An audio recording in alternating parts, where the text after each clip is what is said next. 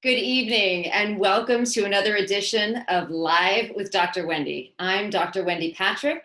My co-host is Larry Dersham. He's an estate planning attorney, constitutional law expert, and a hearing officer for the County of San Diego. You heard it. It's time for the headlines streamlined and with a silver lining. And we're going to find one tonight, even though we do have some concerning news, as we've had for the last several weeks. Topping the news tonight continues to be the aftermath of the George Floyd demonstrations, protests, and riots. They are continuing as we speak. Why? Why have they gone on so long? And why are some of the protesters vowing to continue into the summer? Well, think about it. Think about how this all came about. Many of these people just spent 3 months cooped up at home in quarantine. Many of them lost their jobs. Optimism was low, anxiety was high, making some of them like dry tinder, and the George Floyd killing was the spark. As many of them were doing everything they could to protect themselves and their loved ones from becoming infected with the virus, they saw George Floyd beat COVID-19 only to lose his life to police. So they voiced their outrage and the rest of the nation joined them. But unfortunately, not all of the protesting has been peaceful. And here is where the story takes a darker turn. Not only have we seen riots and looting and crime, but we've seen this movement called defund the police. Now, just listening to those words strikes fear into the average law-abiding citizen, wondering what in the world that means. Does that mean when you hear glass breaking in the middle of the night and a burglar is really crawling through the window into your home, that there's nobody you can call anymore? There's no 911, there'll be nobody on the other line? Well, thankfully, that is not what it means. It is not a movement to establish mob rule or some sort of a vigilante justice system. They're not saying ban the blue, but maybe policing the police. Remember that defund doesn't mean unfund. What this movement is looking at is maybe in some communities, because remember, policing is local and there are different communities all across the nation where they're looking at this. Do they want to see greater transparency? Where is the money coming from? Is it local? Is it federal? Is it state? What is it being used for? Is there some portion of it that we can reinvest back into the community that the good cops took a vow to protect and to serve, and to see if maybe some of that can't go to preventing crime? Can it go to education, schools, jobs, healthcare, the mental health system? That is what most people are looking at when they're talking about defund police. It's more of a refunding police, reinvesting into the police force. Now, part of the confusion surrounding that movement has to do really with the fact that there are so many good policemen, good police women, and good law enforcement professionals all across the nation. I mean, think about what police officers do. They're the first on the scene. They not only save lives, they're delivering babies, they're performing mouth to mouth, they're engaging in crowd control at events, traffic control at accident scenes. They're triaging emergencies because they are the first ones there. And if you follow Twitter like I do, what you don't see on headline news, you do see there. They're flipping burgers at neighborhood events, and they're bringing ice cream cones and toys to children. This is what the good police officers do all across the nation. These are the people that we support. These are the people the protesters support. And what you don't see more of is the bonding that's been going on between the good police officers and the good protesters that are getting to know the men and women that are policing their communities and keeping them safe, ironically, as they protest. But not only that, we're also seeing businesses become tied in with this movement. This just in, truck drivers say they won't deliver. They won't deliver goods to cities with defunded police departments. They are afraid for their lives watching the television, as so many other people are. Can you blame them? I mean, we're a country of laws, but what has become of law and order? Yes, Wendy, on the defunding side, the Minneapolis City Council on Sunday, June 7th, voted to disband the police department. Then on Friday, June 12th, a few days later, they passed a resolution to pursue replacing the police department with community-led public safety programs. Also, it carries on to other cities. Los Angeles Mayor Eric Garcetti has already committed to defunding the Los Angeles Police Department by $150 million, removing over 10% of their budget. In New York City, 48 Democratic candidates and the Manhattan District Attorney have sent a letter demanding $1 billion be cut from the New York Police Department's budget. That's a pretty big cut. What's the result of all that? What's going to happen with all of that, those budget cuts? I don't know. Why are they taking away the funding though? Because it's going to remove the police presence in high crime areas in those cities that do defund. What you want to do, Wendy, I think, is more training, not less, to avoid the George Floyd type of incidents so they never happen again. Right. You want more resources for the police, not less, so they can protect the communities. And what's interesting is the police officers that are involved, they want to not only protect the communities, but they welcome that investment. What we don't want to see happen is salaries get slashed so good people don't apply for those jobs, because we need good people in those jobs. Everybody is in agreement. There are so many points being made at these George Floyd protests that everybody agrees with, and having more good cops on the force is one of them. What happens if you don't? Case in point. I wouldn't say this just in, this has been happening for a couple of days, but this just in terms of a developing situation. Over 48 hours, remember this Seattle Autonomous Zone? Have you been following this? They're known as the CHAZ, Capitol Hill Autonomous Zone. Not a block party, as you've heard some people probably ill-advised that described it that way, but they're in a little bit of trouble. They apparently have a food shortage. They have an overbearing warlord, as he's been referred to, and a 30-point list of demands for Seattle lawmakers. I mean, this sounds like a hostage negotiation. This certainly doesn't sound like what maybe some of the people intended for this to be. But they're talking about, on this 30-point list, defunding and, get this, abolishing the police. Okay, nobody wants that. What if they have an emergency and need to call 911? They want a fully socialist healthcare system, I guess, is also on that list. College free for Seattle residents.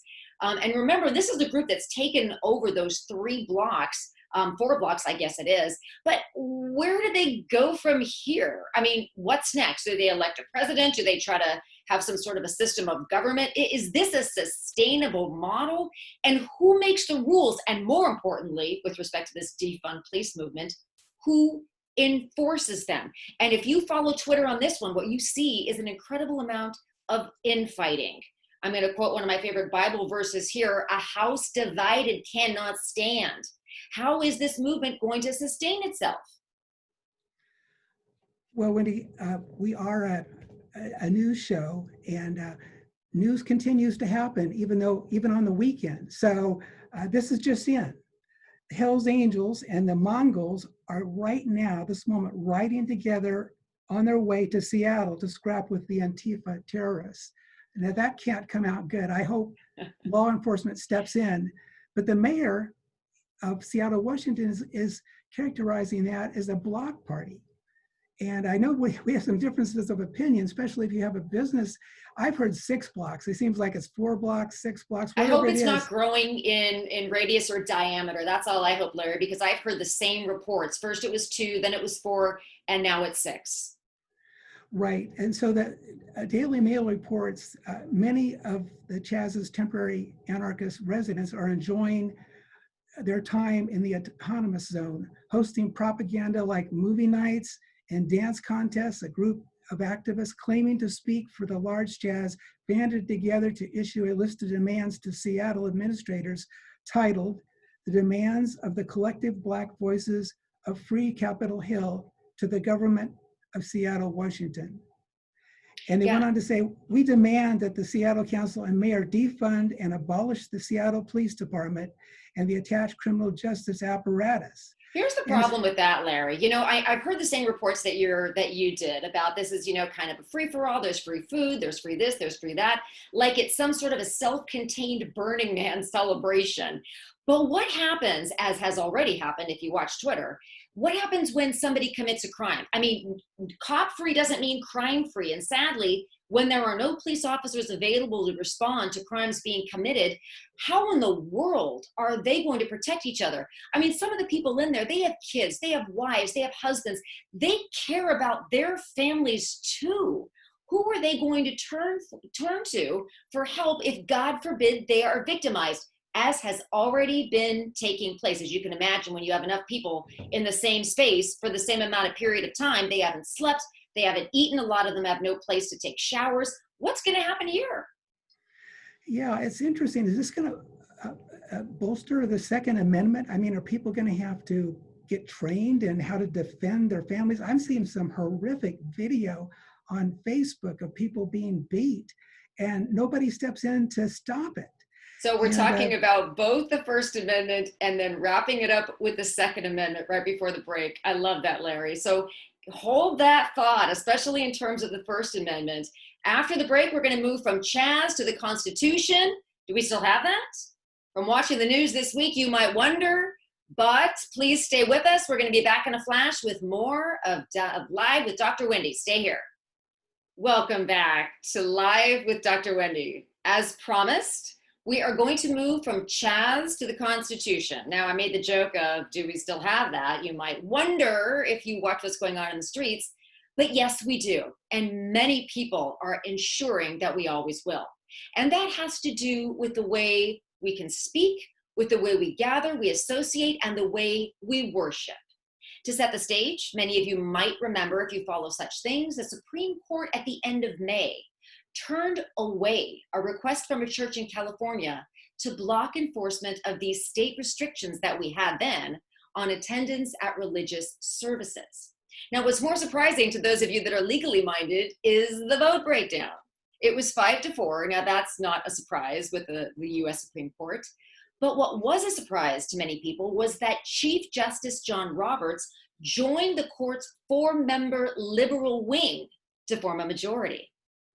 Now, it turns out that state governments ended up doing their own thing anyway, not necessarily because they followed the Supreme Court ruling, but because they were largely driven by the will of the people. What's the latest on this?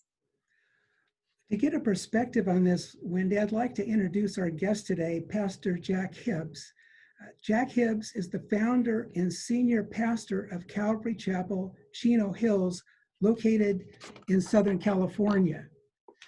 Now, we had that Supreme Court decision, as you just remembered, and I even checked today to make sure it's still accurate, that under the California guidelines, a church auditorium, regardless if it can seat 100 or 1,000, is only allowed to have 25% of the congregation or 100 people, whichever is less. Now, Pastor Hibbs, I know you opened your church on Sunday, May 31st. How did that go?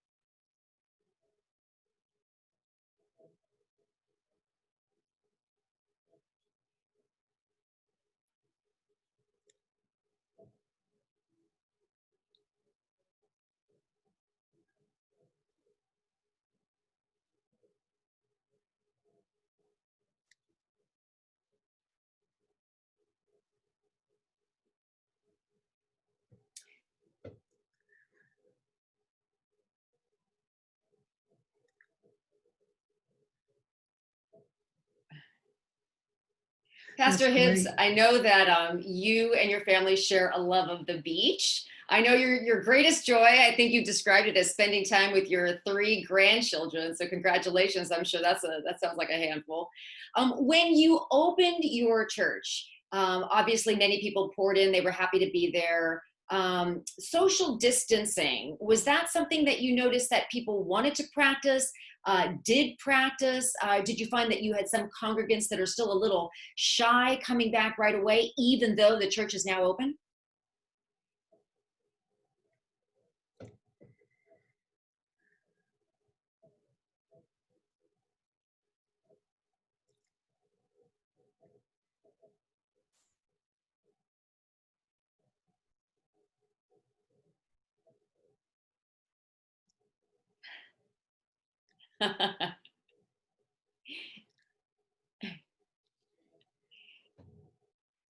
That's great.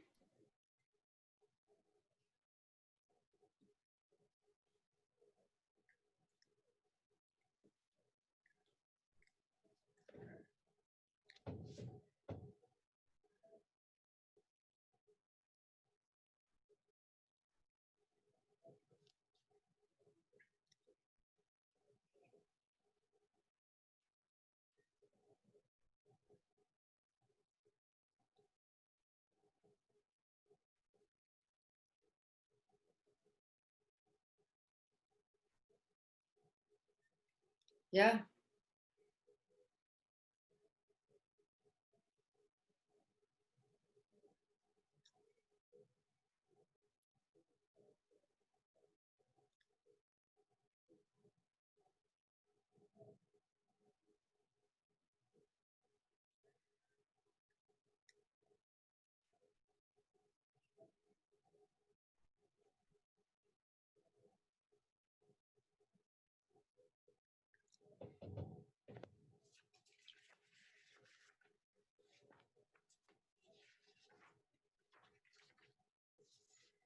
Amen.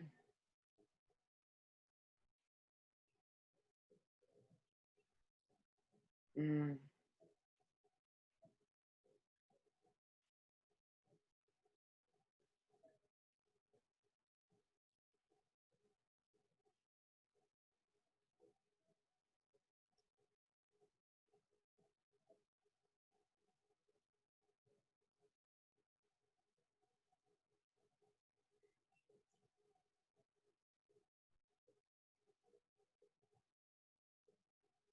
Well, the one thing I wanted to ask you exactly about that conversation that you opened with him, and I've watched you on major news networks discussing this issue as a practical matter.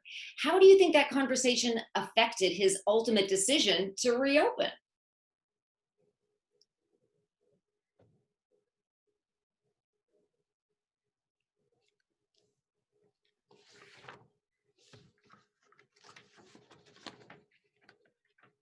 I do. Yeah.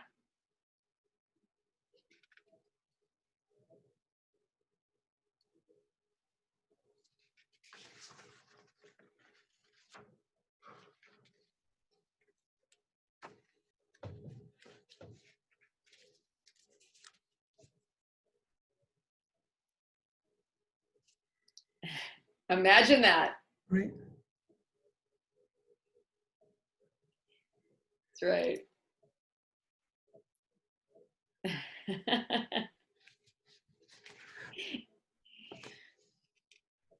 I Right. think you have more influence than you give yourself credit for, because the arguments that you've advanced have been echoed by so many leaders across the country. That puts a lot of pressure on someone like Gavin Newsom. Remember that news conference where he revealed his own Catholic upbringing and his own love for people of faith? I believe, and Larry, I'd like to know what you think about this. I believe you had more influence through these conversations you were sparking than you believe. What do you think, Larry? Right, Pastor Hips, I just read a Newsweek opinion piece, believe it or not, and it says Democrats' hypocrisy on riots reveals political nature of the coronavirus lockdowns. And they're out there marching with the rioters in certain cases, but yet the churches are pretty much on lockdown. We just drove through a Carlsbad village up here in the San Diego area, and everybody was out there eating out in the open and so forth, like nothing had ever happened. My wife showed me something, the casinos are open and people are right next to each other in the casinos, yet the church have these regulations. It is not fair, it is unjust.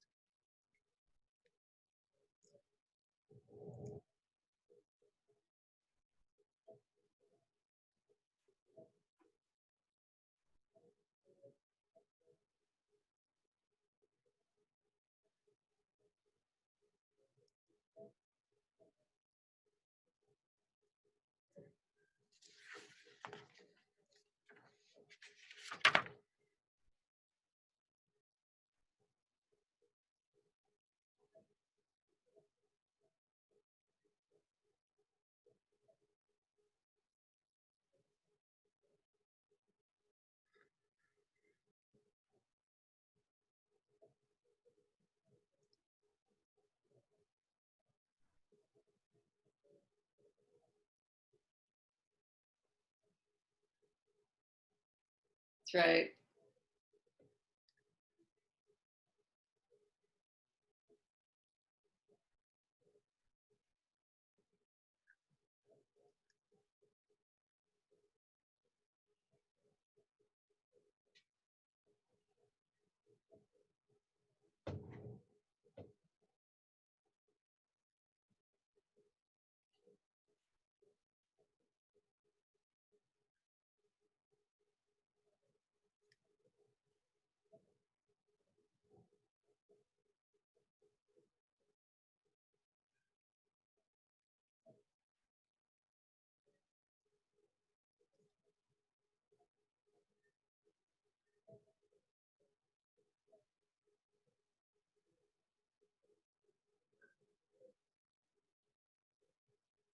That's right.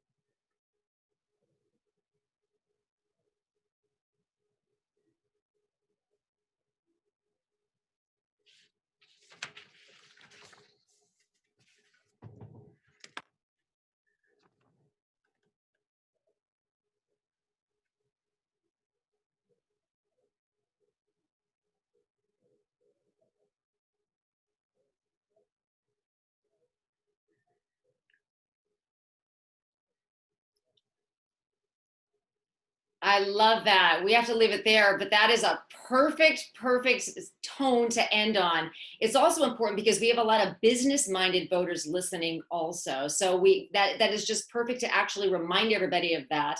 We want to thank you so much for coming on the show tonight. How can people find out more about your ministry and your church? You have a website?